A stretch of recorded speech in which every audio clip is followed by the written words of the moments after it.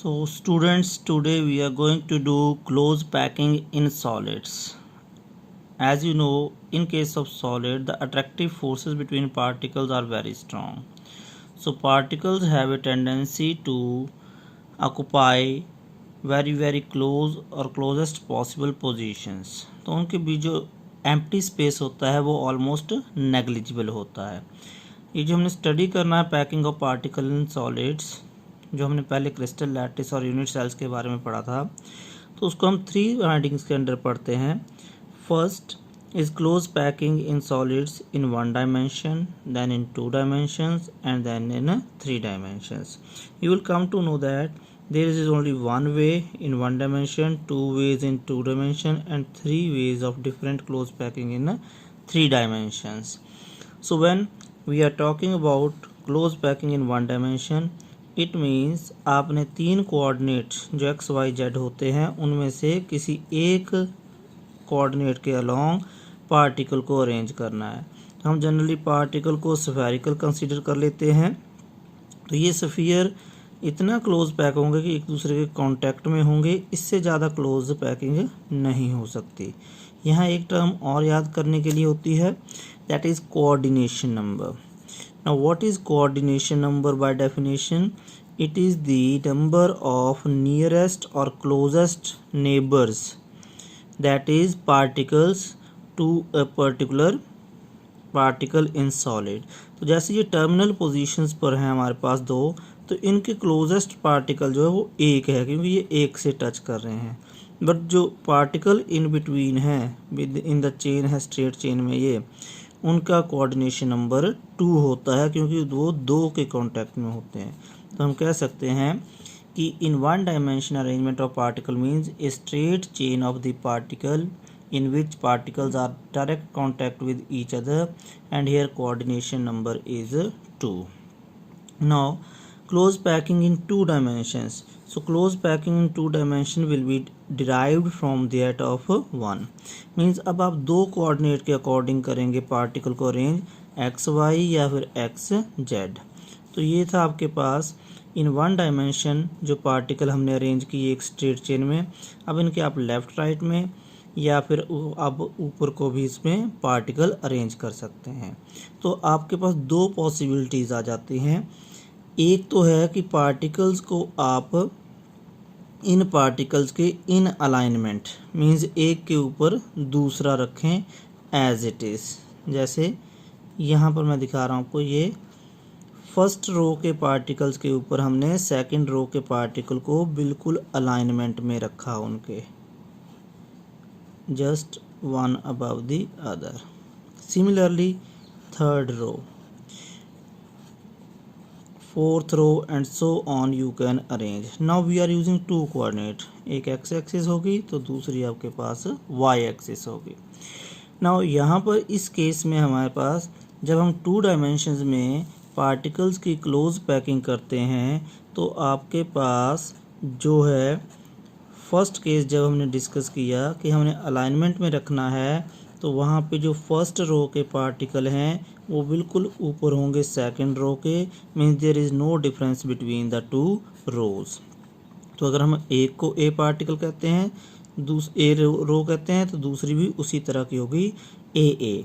So it is such packing is known as a type of close packing in 2 dimensions. अब यहाँ पर empty space को आपने note करना है, ये इतना एम्प्टी स्पेस इनमें रहता है. दूसरा वे है कि हम पार्टिकल्स को अलाइनमेंट में ना रख के, एक दूसरे के बिल्कुल ऊपर ना रख के, जो फर्स्ट रो के पार्टिकल्स के बीच ये डिप्रेशंस बनते हैं इनके ऊपर रखें पार्टिकल को. तो हमारे पास जो सेकंड रो है उसका पार्टिकल इस तरह से अरेंज हो जाएंगे. अगर हम दोनों के एम्प्टी स्पेसेस को कंपेयर करें तो यहाँ एम्प्टी स्पेस स्मॉल होगा as compare to in case of first option. जितना कम एम्प्टी स्पेस उतनी ही ज़्यादा एफिशिएंट पैकिंग. सो हम कह सकते हैं जब हमने डिप्रेशंस में पार्टिकल्स को रखा, so it gives more efficient packing as it has less empty space between particles. Now difference you have to remember here also, in one dimension जब हमने अपने अरेंज किए पार्टिकल्स तो कोई एक पार्टिकल उसको हम सिलेक्ट कर लेंगे तो उसके हम नियरेस्ट नेबर देखेंगे तो हमारे पास नियरेस्ट नेबर उसके 4 होते हैं, तो 4 पार्टिकल उसके कांटेक्ट में होते हैं, इसलिए और उनके हम सेंटर्स को मिला दें तो हमारे पास एक स्क्वायर शेप बन जाती है। तो जो हमने फर्स्ट केस किया था उसका नाम बन जाता है square close packing of particles in 2 dimensions. क्यों कहा स्क्वायर? क्योंकि 4 पार्टिकल, इसका जो कोऑर्डिनेशन नंबर आ गया आपके पास दैट इज इक्वल टू 4 और ये एक स्क्वायर शेप में अरेंज हो रहे हैं। सेकंड केस में अगर हम पैकिंग को कंपेयर करें, जब हम डिप्रेशंस के बीच पार्टिकल रख रहे हैं, नेक्स्ट रो जो रख रहे हैं फॉलोइंग, तो यहाँ पर आपके पास फर्स्ट और सेकंड रो जो थी वो आपके पास अलाइनमेंट में नहीं है, बट फर्स्ट और थर्ड रो जो है वो अलाइनमेंट में आती हैं। जब आप थर्ड रो रखते हैं तो ये फर्स्ट के अलाइनमेंट में आती है। तो अगर हम एक रो को ए कहते हैं, दूसरी उससे डिफरेंट बी, फिर से ए, तो इस टाइप ऑफ पैकिंग को हम कहेंगे A B type of close packing in 2 dimensions. अब यहाँ कोई एक पर्टिकुलर पार्टिकल आप कंसिडर कर लीजिए, उसके नेबर्स देखेंगे हम तो यहाँ पर 6 नेबर हैं, so coordination number in this case is 6 and उनकी शेप अगर हम देखें मिला के सेंटर्स को तो ये हेक्सागन बनता है, इसलिए इसको बोलते हैं hexagonal close packing in 2 dimensions. So it is hexagonal close packing in 2 dimension, जहाँ पर कोऑर्डिनेशन नंबर कितना है 6। सो जब हम क्लोज पैकिंग इन 2 डायमेंशंस की बात करते हैं तो आपके पास 2 पॉसिबिलिटी होती हैं। एक है स्क्वायर क्लोज पैकिंग जो बनती है पार्टिकल ऑफ रोज को एक दूसरे के अलाइनमेंट में अरेंज करने पर, दूसरी होती है आपके पास हेक्सागोनल क्लोज पैकिंग जो आपके पास बनती है पार्टिकल्स को डिप्रेशंस में रख के। दोनों में डिफरेंस क्या है? यहाँ कोऑर्डिनेशन नंबर 4, यहाँ कोऑर्डिनेशन नंबर 6। अगर कोई पूछे मोर एफिशिएंट वे कौन सा है तो हेक्सागोनल क्लोज पैकिंग, बिकॉज इसमें एम्प्टी स्पेस कम है, पार्टिकल्स ज़्यादा क्लोजली पैक्ड होते हैं। Now very important is the third one, that is close packing in 3 dimensions. 3 dimension में जिसमें लेंथ ब्रेड्थ हाइट तीनों आए, तो हमें तीनों एक्सिस के अलोंग पार्टिकल्स को अरेंज करना होता है इसमें, तो इसको थोड़ा आपने ध्यान से करना है। जैसे फर्स्ट केस है, फर्स्ट रो हमने ऐसे, ये होगी 1 dimension. Now in 2 dimension we were having 2 possibilities. कौन कौन सी थी 2 पॉसिबिलिटीज़ वो? तो उसमें आपके पास थी एक स्क्वायर क्लोज पैकिंग जहाँ पर हमने ए टाइप ऑफ पैकिंग करी थी, और सेकंड हमारे पास थी हेक्सागोनल क्लोज पैकिंग जहाँ पे हमें दूसरे वे में A B type of packing कहते हैं, बिकॉज इसमें 2 तरह की रोज बनती हैं, ए बी और ए बी। अब इन दोनों से हमें डिराइव करनी है पैकिंग इन 3 डायमेंशन, तो उसमें आप क्या ध्यान से देखेंगे, जब आप अरेंज करते हैं यहाँ पर पार्टिकल्स को फिर से अलाइनमेंट में रख के अब इस डायरेक्शन में रखेंगे तो ये आपका बन गया 3 डायमेंशन जिसमें लेंथ ब्रेड्थ और हाइट तीनों होंगे। तो यहाँ पर आपके पास एक क्यूब की फॉर्म में पार्टिकल्स अरेंज होते हैं 3 डायमेंशन में, तो एक बड़ा सा क्यूब बन जाता है आपके पास, इसे बोलेंगे हम cubic close packing in 3 dimension. But ये कौन सा क्यूब होगा, क्योंकि इसमें सिंपल पार्टिकल अरेंज किए गए हैं, तो इसे हम बोलेंगे सिंपल और primitive cubic close packing. As I already told you, here the particles are present only at the corners. Now in case of close packing in 3 dimension, it was from square close packing, then we have from hexagonal close packing. Now hexagonal close packing further again 2 types are there. मैंने पहले जैसे आपको बताया इन 3 dimension हमारे पास total 3 veg हैं। First way हमने किया from square close packing जिसको हम बोलेंगे सिंपल और primitive cubic close packing in 3 dimension, यहाँ पर क्यूब की फॉर्म में अरेंज होंगे पार्टिकल। सेकंड हमने देखना है फ्रॉम हेक्सागोनल, तो यहाँ अगेन आपके पास 2 डिफरेंट वेज होते हैं, कैसे हम उनको अरेंज करते हैं, let us see. So first you have to note down here 2 types of positions in case of hexagonal close packing in 2 dimension। जहाँ पर आपने फर्स्ट रो के डिप्रेशंस में सेकंड रो के पार्टिकल्स को रखा था, सो यहाँ आपके पास 2 तरह के ट्रायंगुलर एम्प्टी स्पेस बनते हैं। डिफरेंस दोनों में नोट कर लेना है। इनमें एपेक्स की डायरेक्शन का डिफरेंस है, एक ट्रायंगल का एपेक्स अपवर्ड है तो दूसरी ट्रायंगल का एपेक्स डाउनवर्ड है। तो हम इनमें से एक डिफरेंशिएट करने के लिए एक तरह के गैप को हम ए, सेकंड गैप को हम बी कह लेते हैं। नाउ अगर आप इसके ऊपर, अब हमारा होता है ये आपके 2 डायमेंशन में है, तो जब 3 डायमेंशन बनाना है तो इस लेयर के ऊपर आपको लेयर रखनी पड़ेगी जिनसे हाइट बनेगी। अब 2 पॉसिबिलिटी हैं, या तो आप ए वाले एम्प्टी स्पेस पे रखो या फिर आप बी वाले एम्प्टी स्पेस पे रखो। बट जब आप ए पर रख देंगे तो बी पर जगह नहीं रहेगी, बी पर रख देंगे तो आपको ए पर पार्टिकल रखने की जगह नहीं रहेगी। तो इसलिए हम दोनों में से किसी एक को ही ऑक्युपाई कर सकते हैं। अब हमारे पास सेकंड लेयर रखनी है, मैं फिर से ड्रॉ करके बता रहा हूँ। ये हमारे पास फर्स्ट लेयर थी जिसमें आपके पास A B type of 2 types of depressions बने। इसमें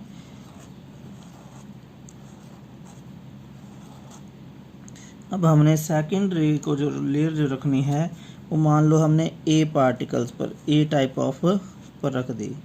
तो जब ए पे रखेंगे आप तो इस तरह से आपके पास ये अरेंजमेंट होगी। जो ऊपर वाले एपेक्स हैं वहाँ पे रखनी है, ये ध्यान रखना है। नाउ इस तरह से आपके पास एक अरेंजमेंट हो जाएगी। नाउ इस केस में जब आपने सेकंड लेयर रखी है तो आप इसमें क्या देखेंगे कि जब हमने सेकंड लेयर को रखा है तो हमारे पास 2 तरह के अगेन वर्ड्स आएंगी जो हमारे पास अपर लेयर बनेगी। वो कैसे आते हैं 2 तरह की लेयर, 2 तरह के एम्प्टी स्पेस। एक तो वो होगा जहाँ एक का एम्प्टी स्पेस और नीचे वाली लेयर का एम्प्टी स्पेस जो है आपस में एक दूसरे पर हैं। मीन्स यहाँ 3 पार्टिकल अपर लेयर के और फिर 2 पार्टिकल जो हैं लोअर, 3 पार्टिकल जो हैं वो लोअर लेयर के, उनके बीच का एम्प्टी स्पेस होगा। तो अगर हमारा लोअर एयर की ट्रायंगुलर स्पेस ऐसे है तो उसके ऊपर अपर ऐसे आ गया। मीन्स यहाँ पर टोटल 6 पार्टिकल के बीच एम्प्टी स्पेस रह रहा है। और दूसरा पार्टिकल जो हमने ऊपर ये 3 पार्टिकल रखे हैं, इनके पार्टिकल्स के बीच और इनके नीचे एक ये है, ऊपर एक रखा आपने, 3 नीचे हैं। तो अपर बिलो वाले 3 पार्टिकल अगर हम देखें तो वो ऐसे अलाइंड थे, और जब आपने ए वाले इस पे जो ए टाइप का था आपका ट्रायंगल, उसके ऊपर एक पार्टिकल रख दिया। तो अब यहाँ पर 4 पार्टिकल के बीच स्पेस रह जाता है, और यहाँ पर हमारे पास इसे हम बोलेंगे 4 पार्टिकल्स के बीच है tetrahedral void. So very important definitions हैं ये, tetrahedral and octahedral. Tetrahedral void 4 particle से सराउंडेड है, ऑक्टाहेड्रल वॉइड जो है वो 6 पार्टिकल से सराउंडेड है। नाउ अब वेरी इंपॉर्टेंट जो यहाँ से आता है वो है थर्ड लेयर जब रखनी है। तो सेकंड लेयर रखने से हमारे पास 2 तरह की वॉइड बनी, ये टेट्राहेड्रल वॉइड और यहाँ ऑक्टाहेड्रल वॉइड। अब हमारे पास थर्ड लेयर को जब प्लेस करना है तो हम उसको टेट्राहेड्रल पर भी रख सकते हैं और ऑक्टाहेड्रल पर भी रख सकते हैं। नाउ ध्यान से देखना है, what happens when we use tetrahedral voids to place the third layer and what happens when we use octahedral voids to place the third layer. जब आप एक टेट्राहेड्रल वॉइड के ऊपर पार्टिकल थर्ड लेयर को रखते हैं तो यहाँ से जैसे ये लोअर लेयर का फर्स्ट पार्टिकल है, इसके ऊपर अपर लेयर के आपके पास ये 3 पार्टिकल हैं, इन चारों के बीच बन गई ये वॉइड। अब इसके ऊपर आप थर्ड लेयर का जो पार्टिकल रखेंगे इस सेंटर पे, तो जो लोअर लेयर का पार्टिकल था उसका और थर्ड लेयर का पार्टिकल जो है वो एक दूसरे की अलाइनमेंट में आएंगे। सो यहाँ कहने का मतलब ये है कि जो फर्स्ट लेयर ए थी, सेकंड बी डिफरेंट आ गई, थर्ड फिर से ए ही आएगी उसके ऊपर। सो यहाँ पर we can say it when we are using tetrahedral voids to place the third layer on second layer, then we get a AB type of close packing in 3 dimensions. And what happen when we use octahedral? तो उसके लिए फिर से ध्यान से देखेंगे। मान लो आपके पास ये लोअर लेयर के 3 पार्टिकल हैं, अपर लेयर के पार्टिकल ऐसे रखने हैं कि वॉइड के ऊपर वॉइड आए, तो तब पॉसिबल है जब ऐसे आप ये 3 पार्टिकल्स की लेयर रखते हैं और यहाँ पे जो वॉइड बनती है वो इनके बीच में आएगी। मींस उसमें एक ट्राइंगल का एपेक्स ऐसे 3 पार्टिकल के और दूसरा ऐसे, ये बन गई आपके वॉइड। मींस इसमें ना फर्स्ट लेयर में कोई पार्टिकल है सेंटर में, ना सेकंड लेयर में। अब थर्ड लेयर में जब आप पार्टिकल रखोगे you will use the octahedral void, तो वो टोटली डिफरेंट होगा थर्ड लेयर। ना तो वो ए की अकॉर्डिंग होगा, ना वो बी के अकॉर्डिंग होगा, उसकी लेयर अलग बनेगी, वो किसी के अलाइनमेंट में नहीं आएगा। तो यहाँ पर हमारे पास 3 लेयर्स बनती हैं different, A B C. So it is called A B C type of close packing. Now अब आपके पास जब आपने टेट्राहेड्रल वॉइड्स को यूज़ किया है तो 2 तरह की रोज बनी हैं आपके पास, और उस क्लोज पैकिंग को हम उसमें अगर हम ध्यान से देखें तो लोअर लेयर के 6 पार्टिकल जो कि ऐसे अरेंज होते हैं हेक्सागोन की फॉर्म में, सेकंड लेयर के आपके 3 पार्टिकल आ जाते हैं पास में ये, और फिर उसके ऊपर फिर हेक्सागोनल लेयर आती है कि ए बी ए टाइप। तो इसको हम बोलेंगे hexagonal close packing in 3 dimensions. और जब हम ऑक्टाहेड्रल यूज़ करते हैं तो उसमें आपके पास एक लेयर, उसके ऊपर दूसरी लेयर जो आपके पास आएगी उसका नेचर डिफरेंट होता है पार्टिकल्स का, फिर तीसरी लेयर जो आती है उसके ऊपर पार्टिकल डिफरेंटली अरेंज होते हैं, तब आपके पास 3 लेयर बनती हैं A B C type of packing. इसको हम बोलते हैं क्यूब की शेप में बनते हैं, तो इसे हम बोलेंगे cubic close packing in 3 dimensions. और दूसरा नाम है इसका FCC means face centred unit cell. तो आपके पास वंस अगेन जब हमने 1 डायमेंशन में किया था तो only 1 way straight line, 2 dimension में किया तो 2 तरह थे, square close packing and we had hexagonal close packing. जो 2 डायमेंशन में स्क्वायर क्लोज पैकिंग करी उससे हमें मिलती है सिंपल और प्रिमिटिव क्यूबिक क्लोज पैकिंग। जब उसको हम 3 डायमेंशन में अरेंज कर देते हैं तीनों डायरेक्शन में तो सिंपल क्यूबिक यूनिट सेल बनता है। Then from hexagonal close packing in 2 dimension हमारे पास 2 वे होते हैं। फर्स्ट लेयर रखी हमने ए वाले पार्टिकल्स के ऊपर, और फिर हमारे पास 2 तरह की वॉइड्स बनी, tetrahedral void empty space and octahedral void. Tetrahedral void 4 particle के बीच में होती है, 3 लोअर लेयर के एक ऊपर। ऑक्टाहेड्रल वॉइड 6 पार्टिकल के बीच में होती है, 3 लोअर लेयर में और 3 अपर लेयर में। जब हम थर्ड प्लेस करनी होती है लेयर तब हमारे पास 2 ऑप्शन होती हैं कि हम टेट्राहेड्रल वॉइड्स के ऊपर रखें या फिर हम ऑक्टाहेड्रल वॉइड के ऊपर रखें।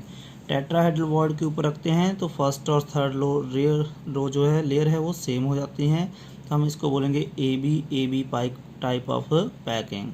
और जब हम ऑक्टाहेड्रल यूज़ करते हैं तो उसमें तीनों डिफरेंट लेयर होती हैं, उसको हम बोलते हैं ABC टाइप ऑफ पैकिंग।